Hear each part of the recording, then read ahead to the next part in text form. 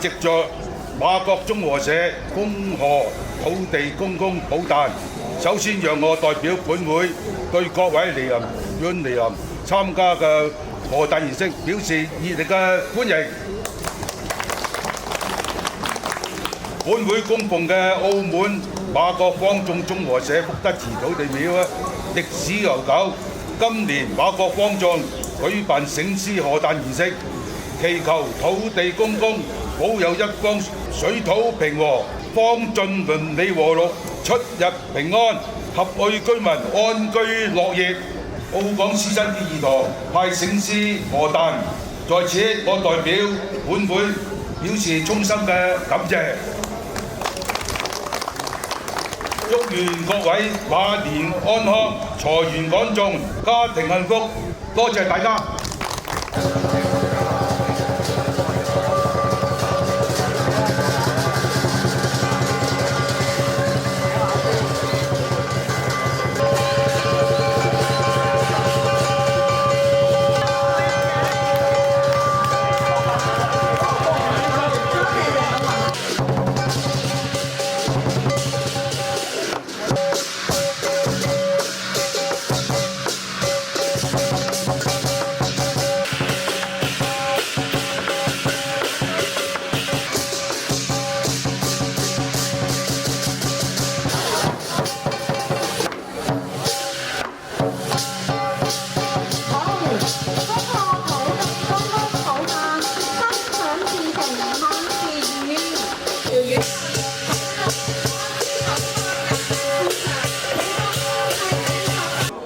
我哋呢個土地寶誕個活動咧，我哋喺2023年開始疫情後，咁啊每一年咧都邀請醒獅賀誕，咁啊今年就係做咗第4年啦，就希望呢個活動咧馬國街坊咧和睦同埋平安。同埋啲街坊咧大家有機會就聚集一齊。澳門嘅土地順續咧，好多地方都有嘅。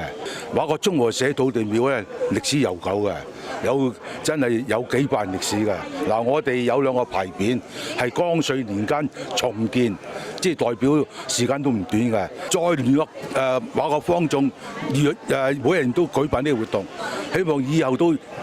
延續落去。而家特區政府咧對呢啲舊時有時土地呢一個信眾咧，係喺大力嘅支持推廣。實際土地，我相信咧就唔好淨係推廣介紹有土地呢個項目。土地係一個好有含義，係大家和諧嘅社會先至有保平安嘅。大家都睇到每個街巷都有土地咧，就係要我哋澳門嘅居民大家和諧融合包容嚟一齊咧互相支持，將個社會得平和起上嚟，就係少爭拗。同埋咧，我哋中國人咧傳統上咧都係大家都要保平安啊，天氣好，因為我哋以往中國就係農業嘅社會咧，最緊要風調雨順。咁土地咧都係有呢個作用。同埋我哋中和社有一個特別咧，除咗保佑地區我哋人嘅問題咧，要喺明末清初時已經係一個邊防嘅地方嚟嘅。大家出邊大家睇到啦，對灣仔中間呢個海，即係呢個峽口啊，就係一個嘅漁船啦，或者我哋商船入嚟都係經嗰船，係有一個民防作用。同埋咧，呢處以往咧係好多漁民啊出外攞魚嘅時候必經啦。咁佢哋就呢處有一個天氣，我哋而家叫